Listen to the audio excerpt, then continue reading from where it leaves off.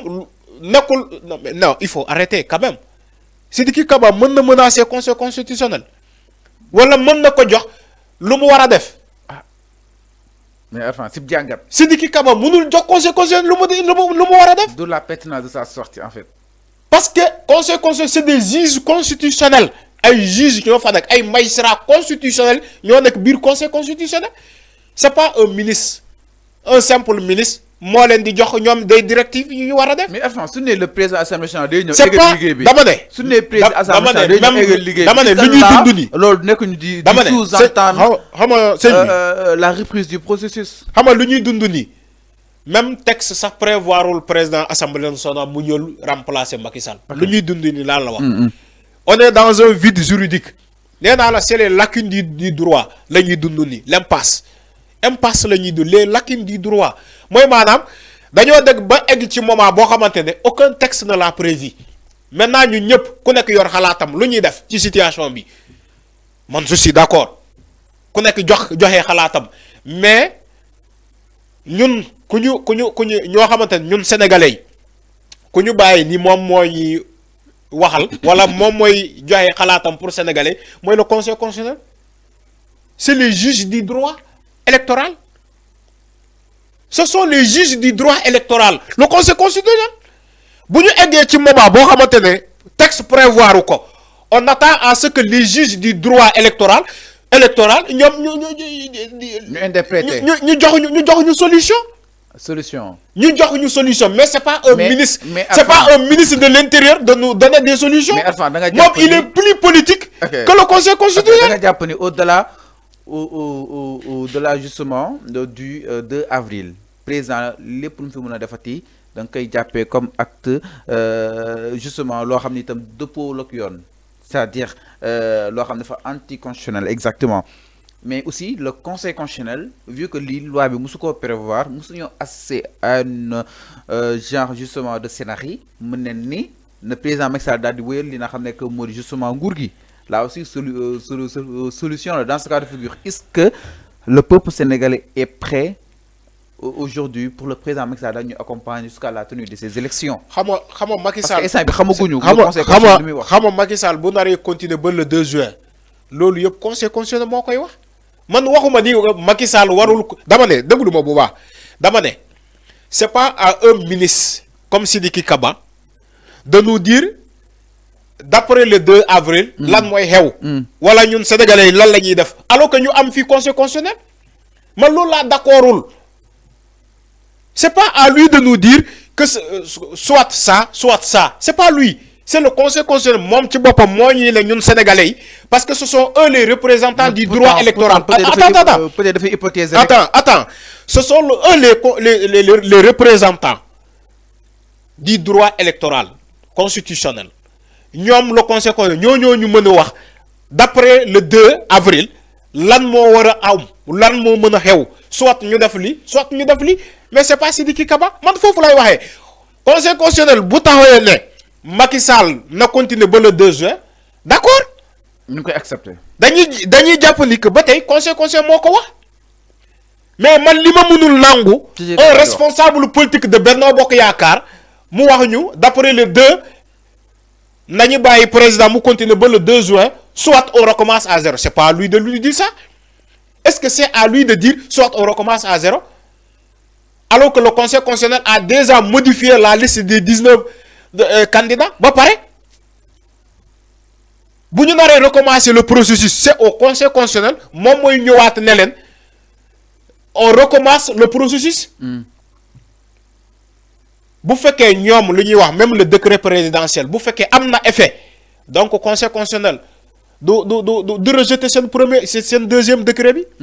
décret du report bi bu fekkee seen décret bi même.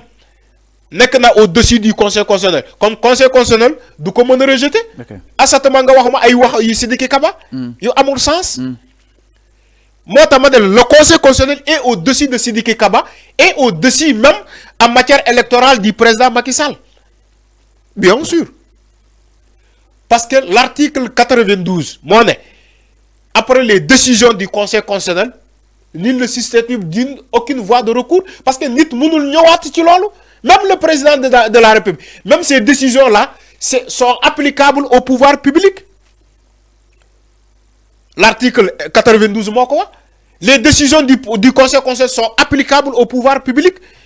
Donc, y compris le président de la République, Macky Sall. Les décisions du Conseil constitutionnel sont au-dessus même de Macky Sall. À cette ministre, le président de la République, Macky Sall, mais arrêtez, il faut arrêter. Sénégalais. Il faut que que les gens connaissent le droit. Les gens connaissent le droit. Le droit. La manipulation, ça ne va pas passer. Parce que c'est pas parce que tu es ministre que tu es plus, comment adresse, tu es plus intellectuel. Voilà, alors c'est clair. C'est clair. Donc, on a un éclaircissement. Il y a un donné que Sidiki Kaba. Alors, il y a le président Macky Sall. Il y a un conseil constitutionnel. Alors, après ces hypothèses de Sidiki Kaba, avant, il y a aussi les sages. Alors, l'ultime, justement, arbitre. Par rapport à la tension au Sénégal. Donc aujourd'hui, l'intervention du Conseil constitutionnel elle est imminente par rapport à cette date. Le président Macky Sall nee na lu mel dialogue consensuel la maanaam dialogue boo xam ñëpp si daal di ànd. Le Conseil constitutionnel vu que ni mi fi pour askan wi jàpp nga ni il est obligé pour mu daal si war a mën a confirmer au cas échéant est-ce que jàpp ni itam ne assister à sa dissolution que ni nangul li nga xam ni itam jóge na ci dialogue bi ñu daal di koy remplacer par un cours constitutionnel bu nekk loo xam ni itam jamono ji juristes yi ñu koy théoriser allant dans ce sens exactement am na sax ñoo xam ne jàpp neen dissolution conseil constitutionnel demeewul noonu parce que dina jël benn temps boo xam ni dina xaw a bëri trop te fii ak balaa booba war nañ war a mën a amal li nga xam ne que moo di élection yi y a des procédures yoo xam ne da nga koy daal di war a mën a suivre nekkul comme nga xëy bëgg a dissoudre benn Sénat wala di jëlee fi équipe du nuy état wala dàq benn ministre. C'est ça la réalité. Alors, dama ne. Lolu mo lay woné encore une fois. Lolu mo lay woné encore une fois que les décisions du Conseil constitutionnel sont au-dessus de tout le monde et sont applicables à tout le monde. Okay. Donc Sidiki Kaba, c'est dit, voilà le mot amul effet par rapport à la décision finale du Conseil constitutionnel. Même le rapport, de leur dialogue, le rapport du dialogue consensuel, ce rapport-là sera évalué par le Conseil constitutionnel. Dañu ne tay lañuy djébal rapport bi au président de la République. Après le président de la République bu paré kan la koy djébal? Le Conseil constitutionnel. Le Conseil constitutionnel day évaluer rapport bobu ba xam ndax mengona ak la constitution. C'est clair. Ak le code pénal, le droit pénal, le droit électoral ba xam ndax mengona.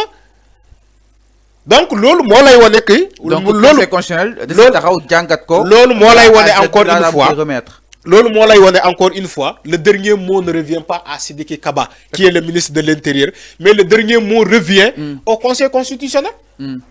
Lolu mo lay woné ni que le dernier mot revient donc à Sidiki Kaba comme adresse excusez-moi au Conseil constitutionnel et pas comme adresse Sidiki Kaba. Alors, nous signons exactement par rapport à Gualouo. Donc, il faut que les gens arrêtent. Le Sénégal est à l'écoute justement du Conseil constitutionnel car le dernier mot justement revient à qui n'a jamais que maudit Sidiki au Conseil constitutionnel pour me dire tranché par rapport à Gualouo. Mais vu que c'est l'actualité, afin que ce n'est que nous avons position, mais en tout cas, le plus souvent, nous avons le Conseil pour me dire Gaou, Guinée, nous avons justement sa position.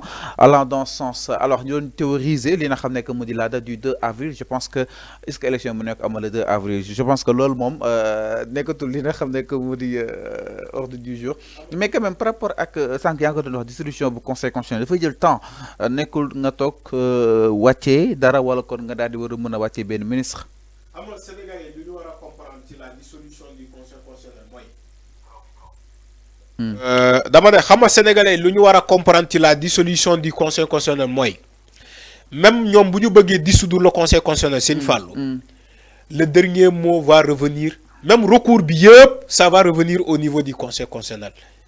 Ah bon? Oui, bien sûr. conseil constitutionnel mooy xool ma xam da nga koy dissoudre ou pas. Bien sûr. moom moo koy yow ñu andi la pour yow nga dissoudre sa bopp. C'est ça la réalité. Loolu moo am. moo tax ma ne la ñii taxaw di naan ni que dina yombee noonu. dissoudre le conseil constitutionnel yombewul noonu. Il faut que sénégalais xam ko. dissoudre le conseil constitutionnel yombewul noonu. Ça va faire un cycle. Les recours. Tout ça, ça va revenir au conseil constitutionnel lui-même. Moustatew, c'est sa propre dissolution. Moi, il faut que les gens arrêtent de dire oui, conseil constitutionnel, dissoudre. Mais ça va prendre énormément de temps. On est dans l'urgence. Élection, là, nous la am. Si dissoudre le conseil constitutionnel, tu as une élection, le 2. Parce que leur date des élections, c'est le 2. La date n'a pas été évaluée par le Conseil constitutionnel. Le Conseil constitutionnel est d'accord. Mais le Conseil constitutionnel, c'est le dialogue du peuple. Le dialogue consensuel, c'est le dialogue du peuple. Est-ce que dans ce cas de figure, non, c'est pas le dialogue du peuple. On est contre le Conseil. Non, c'est pas le dialogue du peuple. Le dialogue là, ce ne sont pas des représentants du peuple. Ils sont des représentants du peuple. L'Église. Non. L'Assemblée nationale. Si nous loi, il faut nous voter. Et la voix référendaire. C'est ça les voix du peuple. Mais du dialogue, moi, les représentants du peuple. Ni dialogue, c'est pas les représentants du peuple, c'est il faut que les gens arrêtent de mélanger les pédales, c'est nous devons dialogue. D'ailleurs, pour son propre intérêt. D'ailleurs, on a vu des conflits d'intérêts. C'est les candidats spoliés. Nous voulons avancer. Ce n'est pas les représentants du peuple. Le peuple ne les a pas mandatés. Nous devons dialoguer. Le peuple a mandaté. Donc, les représentants du peuple ont dialogué. Nous devons pour dialoguer sans intérêt. Comme nous avons fait du premier dialogue. C'est la deuxième version la deuxième version du premier dialogue donc ce ne sont pas les représentants du peuple. Les représentants du peuple, on les connaît tous. C'est les parlementaires, l'Assemblée nationale et la voix référendaire. Vous faites que référendum amna pour le peuple bi mona voter. Lolu moy les deux voix du peuple. Mais c'est acte tamit élection présidentielle. Mais d'où ay dialogue